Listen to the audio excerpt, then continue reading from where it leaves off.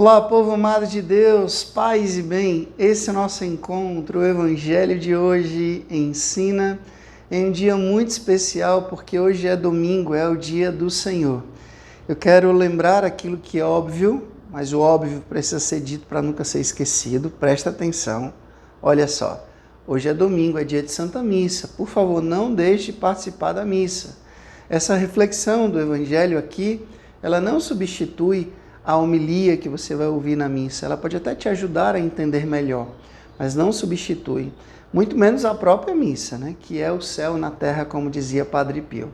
Então procura aí a catedral, basílica, paróquia, comunidade mais próxima da sua casa e vá participar da Santa Missa. A missa na TV, ou a missa na internet, no rádio, é somente para aquelas pessoas que de fato não possuem missa perto da sua casa ou realmente estão enfermas, estão no hospital, estão em casa prostradas e não podem ir. Mas se você tem saúde, você pode ir para a missa, vá na Santa Missa, tá bom? E agora abra a sua Bíblia. Hoje a igreja celebra a dedicação da Basílica do Latrão. Eu vou contar aqui um pouquinho a história. Diz assim: estamos reunidos na casa de Deus para a festa do aniversário da dedicação da Basílica do Latrão, considerada a mãe de todas as igrejas. E é a catedral do Bispo de Roma, o Papa, como templos vivos do Espírito Santo em comunhão com as comunidades cristãs do mundo inteiro. Celebramos a Páscoa de Jesus. Nele encontramos a plenitude do amor e da vida. Vamos ao Evangelho, hoje celebrando exatamente a festa da dedicação da Basílica do Latrão. São João, capítulo 2, do versículo 13 até o versículo 22. São João, capítulo 2, do versículo 13 até o versículo 22. O Senhor esteja convosco, Ele está no meio de nós. Proclamação do Evangelho de Jesus Cristo segundo São João. Glória a vós, Senhor. Estava próxima a Páscoa dos judeus e Jesus subiu a Jerusalém. No templo encontrou os vendedores de bois, ovelhas e pombas e os cambistas que estavam aí sentados. Fez então um chicote de cordas e expulsou todos do templo, junto com as ovelhas e os bois. Espalhou as moedas e derrubou as mesas dos cambistas.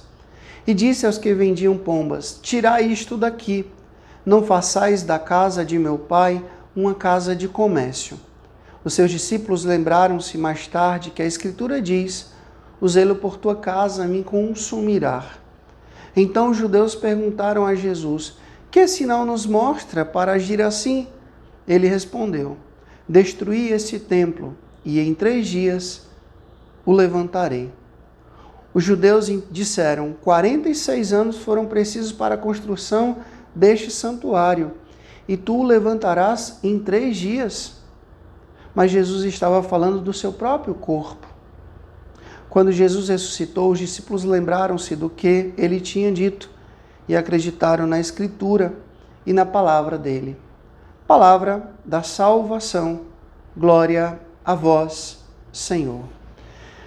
Pelas palavras do Santo Evangelho sejam apagados os nossos pecados. Louvor a vós, ó Cristo. Povo amado de Deus, eu tive a graça de, durante alguns anos, estudar na Pontifícia Universidade Lateranense, que é exatamente a universidade do Papa, que fica atrás da Basílica de São João de Latrão. Então, todos os dias, praticamente, eu passava em frente à Basílica de São Giovanni Laterano, né? São João de Latrão. E muitas vezes, quando vinham amigos do Brasil me visitar lá em Roma, eu fazia questão de levá-los lá, de entrar. Então, entrei inúmeras vezes nessa mesma basílica. E eu ia contar, falar para as pessoas o que essa basílica de fato representa para a nossa fé. Eu sei que todo mundo quer ir na Basílica de São Pedro, porque realmente lá está a pedra de fundamento, que é Pedro. Jesus disse: tu és Pedro, e sobre esta pedra vou edificar a minha igreja. E ali é o coração, vamos dizer, o coração da nossa fé, que é a Basílica de São Pedro, ali no Vaticano. E é ali, né, no Vaticano, que o Papa mora, que acontece toda a questão da administração da igreja. Mas a cátedra, né, a cadeira de do Papa, o nosso Pedro de hoje, não está lá na Basílica de São Pedro. Ela está lá na Catedral, né, lá na Basílica de San Giovanni Laterano, que tem esse título por São João Evangelista e São João Batista. Então você vai encontrar lá esses dois grandes João, né, não sei como João Batista e João Evangelista, e Jesus Cristo Salvador. É uma basílica lindíssima. E para nós que somos franciscanos, ela tem um valor ainda mais especial, porque quando São Francisco, e existe um altar do lado esquerdo aqui, dedicado somente a São Francisco. São Francisco, quando formou ali o grupo dos 12 irmãos, ele saiu lá de Assis e veio até Roma, e foi exatamente na Basílica de São João Laterano pedir a bênção do Papa. E conta, né, os biógrafos, que o Papa teria tido um sonho onde ele via um pobrezinho sustentando as colunas da Basílica, estava para ruir. E quando viu Francisco, identificou em Francisco aquele homem do seu sonho. Acontece, dá para ver naquele filme Irmão Sol, Irmão Lua, aquela cena bonita em que diz que o Papa teria descido, teria beijado os pés de Francisco, enfim. Mas tudo isso aconteceu exatamente ali. Então, quando você for lá na Basílica de São João Laterano, em frente à Basílica, bem em frente à Basílica, tem um monumento de Francisco com os braços abertos e alguns irmãos junto com ele. Porque foi exatamente nessa Basílica que Francisco vai lá e pede a bênção para a ordem franciscana, né, para a sua ordem. Então, essa basílica guarda realmente uma história linda e a grande importância de ser ali, exatamente ali, que o Papa fala para o mundo inteiro, da sua cátedra, da sua cadeira, ele que representa o Pedro para os dias de hoje. Agora, eu vou fazer uma reflexão a partir do Evangelho. Quando Jesus chega no templo e vê o templo sendo profanado, vê o templo, a casa do seu pai, sendo desrespeitada. Algumas pessoas pensam que Jesus teve um surto, que Jesus de repente surtou. Pegou um chicote e começou a meter a pé em todo mundo e teria tido uma crise de raiva, de ódio. Não, gente. São João, ele coloca um detalhe bem especial. João diz que Jesus fez o chicote, né? Então, se Jesus fez o chicote, ele sabia muito bem o que ia fazer com esse chicote. Eu me lembro bem quando eu era criança, que minha mãe pegava ali um cipózinho e fazia assim, olha, tirava assim as folhas. Sabia muito bem o que ela ia fazer com aquele cipó, né? Ou a sandáliazinha, pegava a sandália, sabia muito bem. Então Jesus fez o chicote, ou seja, ele sabia muito bem o que iria fazer com aquele chicote. Ele iria tomar aquela postura, não de uma pessoa fora de si, não de uma pessoa surtada, mas alguém que estava defendendo os direitos, o direito do Pai. Ali é uma casa de oração, ali não é uma casa de comércio.